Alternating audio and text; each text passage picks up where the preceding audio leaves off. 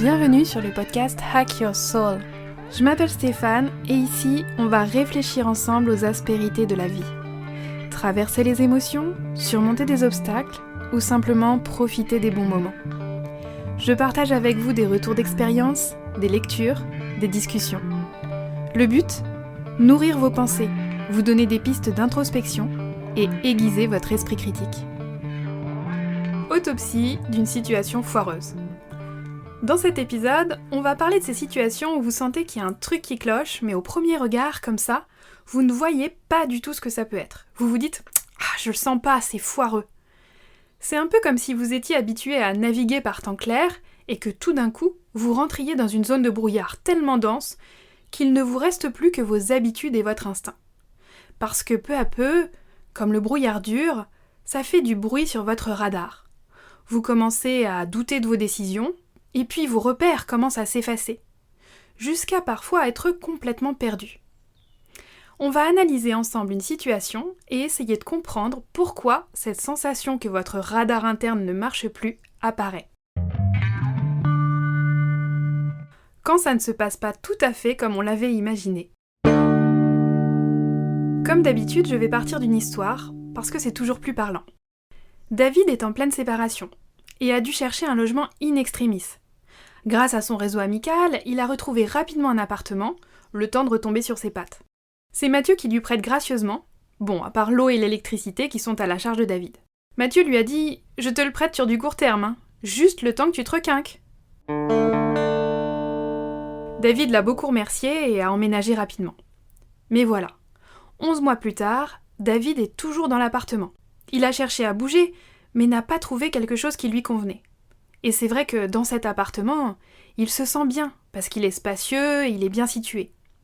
Alors il culpabilise de la situation, mais il ne voit pas comment faire autrement.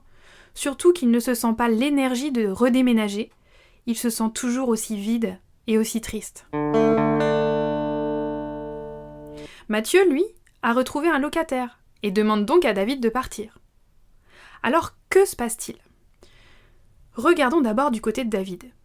Il est surpris, il le prend mal, donc c'est d'abord de la colère. Il se dit « c'est lui qui me tend la main, et après, du jour au lendemain, sans prévenir, il me vire. Je vais faire quoi, moi, maintenant ?» Et puis ensuite, c'est la panique de retrouver rapidement un logement. Il a l'impression de se retrouver dans la même situation qu'il y a 11 mois. Bon, et maintenant, regardons un peu du côté de Mathieu, qui a prêté son appartement. Mathieu, lui, avait mis la location de son appartement en stand-by pour rendre service à David. Il avait été clair, pensait-il, sur le fait que c'était temporaire, en disant « c'est sur du court terme ». Et il ne peut plus se permettre de perdre ses loyers. La difficulté, c'est qu'il voit bien que David, en locataire, ça ne va pas le faire. Il négocie tout le temps, et puis il avance souvent des raisons qui tiennent la route en plus. Mais pour Mathieu, ce n'est que du souci supplémentaire. Mathieu est déjà intervenu 3 fois en urgence, dont 2 qui auraient pu être évitables. La première, c'était pour un problème d'eau chaude. David n'avait pas vu qu'il fallait juste rebrancher le chauffe-eau au compteur. La deuxième, c'était pour un problème de chasse d'eau qui était soi-disant cassé. Mais en fait, il suffisait juste de remettre correctement le bouchon de la chasse d'eau et puis voilà. Et puis, la troisième fois était justifiée du point de vue de Mathieu. C'est son rôle de propriétaire, après tout, que de régler les problèmes. Mais, comme c'était David, il intervenait systématiquement en urgence, car il voyait bien que David était complètement perdu au téléphone, presque comme un enfant. Il voulait lui rendre service, et lui enlever au moins ses soucis logistiques, pendant qu'il faisait le deuil de sa situation. D'ailleurs, Mathieu passait beaucoup de temps au début de l'emménagement avec David. Il le sentait seul, et c'était sa manière à lui de le soutenir et de l'encourager. Puis au fil des mois, la colère montait chez Mathieu, devant ce qu'il qualifiait d'inaction chez David, et puis il passait de moins en moins souvent le voir à l'appartement. Alors Mathieu, dans sa tête, lui, il tente de rationaliser. David ne pourrait de toute façon pas payer un loyer plus la caution pour cet appartement avec son boulot actuel. Mathieu a l'impression d'avoir attendu beaucoup. Il se dit « Quand même, il abuse là, moi je lui prête un super appart quasi gratos et lui, il continue à me demander des trucs sans arrêt et ne comprend pas que ça s'arrête. Pourtant j'ai été claire sur ce prêt. » Il se trouve que l'histoire ne se termine pas très bien. Mathieu a dû faire le forcing pour que David parte de l'appartement, trouvant clairement que David lui était redevable. Tout s'est donc passé très très vite, à la hauteur de l'énervement que Mathieu ressentait, et il a donné une date de départ précipitée. David, lui, il s'est senti trompé, et cela a entamé le lien de confiance qu'il avait avec Mathieu. Leur relation a donc vraiment souffert de cet épisode, et ils ont chacun pris leur distance. Ils auront sûrement besoin de temps pour digérer ce qui s'est passé, et peut-être qu'ils se retrouveront un jour, de manière plus apaisée. Le manque d'informations. J'ai été claire sur ce prêt, disait Mathieu. Vraiment ? En tout cas, Mathieu en est persuadé quand il le dit. Partons du principe que nous avons affaire là à 2 personnes honnêtes pour éliminer le champ de la manipulation qui est encore une autre question. Vous voyez bien que d'un côté ou de l'autre, les ressentis sont authentiques et il est difficile de trancher sur les torts de chacun. Et d'ailleurs, ce n'est pas par ce bout-là qu'on va réfléchir ensemble. L'idée, ça va être de décortiquer pourquoi ils en sont arrivés à ressentir de l'amertume à la fin de tout ça. Pour Mathieu, le contrat était posé. Le prêt, certes, mais pour un temps limité. Et 11 mois, c'était presque 1 an. C'est sûr qu'on a besoin de temps pour se reconstruire après une séparation. Mais Mathieu, lui, avait aussi besoin de retrouver ses locataires pour récupérer une partie de ses revenus. David, quant à lui, avait bien entendu que ça ne durerait pas toute la vie, bien sûr. Mais il avait aussi entendu « le temps que tu te requinques ». Et au moment où Mathieu lui a demandé de partir, David, lui, il ne se sentait toujours pas requinqué. Il était un peu moins déprimé, c'est vrai, mais il n'avait pas retrouvé son état d'avant la séparation, son enthousiasme, son envie de faire des projets. Donc pour David, Mathieu n'avait pas respecté sa parole. Au final, pour l'un et pour l'autre, le contrat n'avait pas été respecté, mais pas pour les mêmes raisons. Pourquoi on en est arrivé là ? Tant pour Mathieu que pour David, des limites qui auraient dû être infranchissables ont été piétinées, et c'est ce qui explique leur éloignement par la suite. Avec le recul, ils peuvent clairement définir pourquoi et en quoi leurs limites ont été franchies. Mais au moment de poser la limite, celle du départ en l'occurrence, on voit bien que finalement celle-ci n'était sûrement pas la même pour chacun, et la zone limite était floutée. Pour Mathieu, l'attitude de David aurait été inacceptable si ça avait été quelqu'un d'autre que lui. Et pour David, il était aussi inacceptable que quelqu'un le traite de cette manière, le mettant à la porte du jour au lendemain. Pour lui, c'était un manque de considération et de respect. C'est la situation d'urgence de la séparation de David qui a précipité les choses, et de fil en aiguille, eh bien, les choses ont dérivé. Chacun croyait faire bien pour l'autre, mais ça n'a pas suffi à entretenir des zones de limite claires.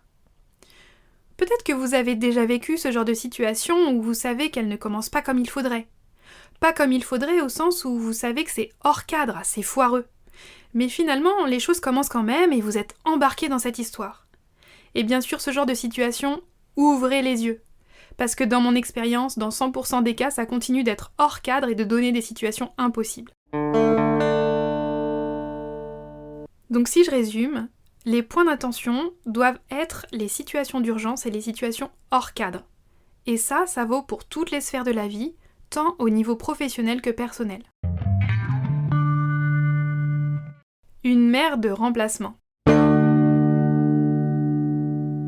Le deuxième point sur lequel je voulais attirer votre attention, c'est ce passage où Mathieu vient régulièrement voir David, le soutenir, et puis il finit par intervenir en urgence dans l'appartement dès que David a le moindre problème.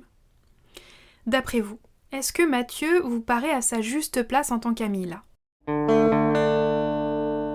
On touche à la problématique du bon niveau d'ajustement relationnel. Si je caricature un peu, vouloir aider, c'est chouette, mais faire à la place et être omniprésent, eh bien ça prive l'autre de pouvoir mettre en œuvre l'autonomie qui lui est nécessaire pour se développer. Bien sûr que ça part d'un bon sentiment, et sûrement que David y trouvait aussi son compte puisqu'il l'appelait Mathieu à tout bout de champ. Mais dans leur relation amicale, où se situe le bon ajustement entre soutien et maternage ? Le maternage, c'est la première forme d'amour que nous avons connue. On en garde un souvenir nostalgique. Ce sentiment d'amour, de complétude, de sécurité à toute épreuve, d'absence de soucis et de logistique ou de gestion au quotidien. Donc c'est normal d'être tenté de rentrer dans ce jeu, si je puis dire, surtout quand on est dans une situation de vulnérabilité comme l'était David après sa séparation. Et ça peut être ok de le vivre, mais sur un temps limité. Sinon, ça devient de la dépendance. De l'autre côté, celui qui materne peut aimer le faire par souci et empathie de l'autre, pour se sécuriser, car ça veut dire anticiper et maîtriser potentiellement les problèmes qui pourraient arriver. Jusqu'à aller dans l'extrême et le pathologique, qui est la situation de manipulation de l'autre où l'on maîtrise la relation pour en jouer, mais ça, c'est encore autre chose. Et là, j'aimerais faire un petit aparté sur la question du maternage. Qu'est-ce qu'un maternage orienté vers le développement et la maturation d'un enfant ? C'est un maternage qui sera ni trop peu, suffisamment bon pour à la fois sécuriser son enfant et lui apporter ce dont il a besoin, tout en sachant l'autonomiser. Et ça, c'est important.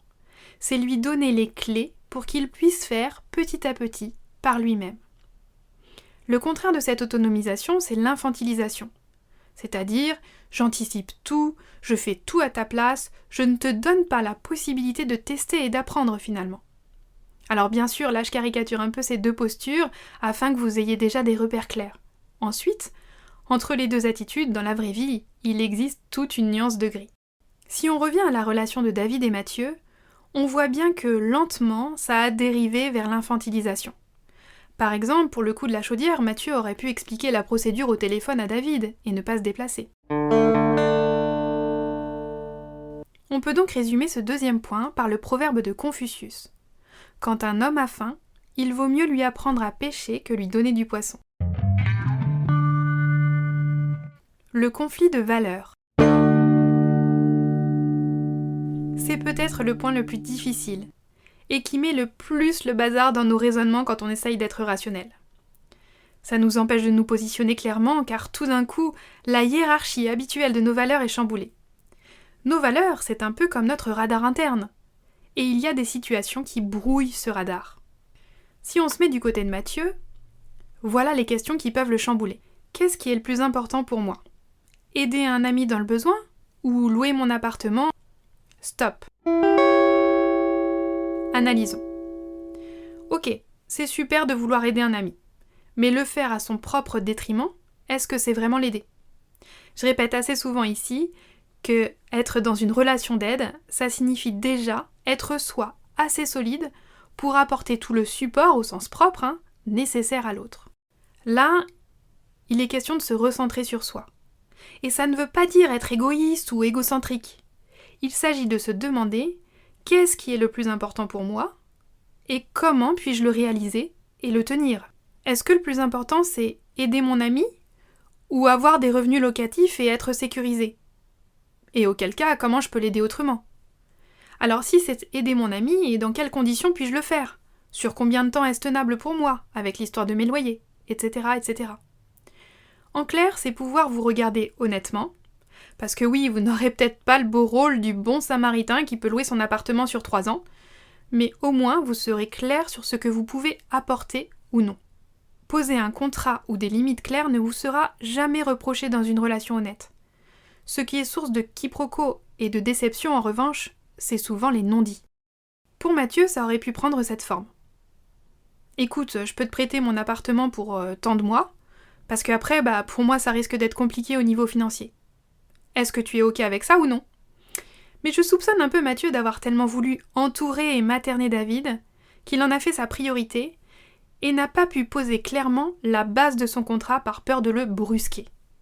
En tout cas, ça c'est quelque chose que j'entends énormément dans mes accompagnements.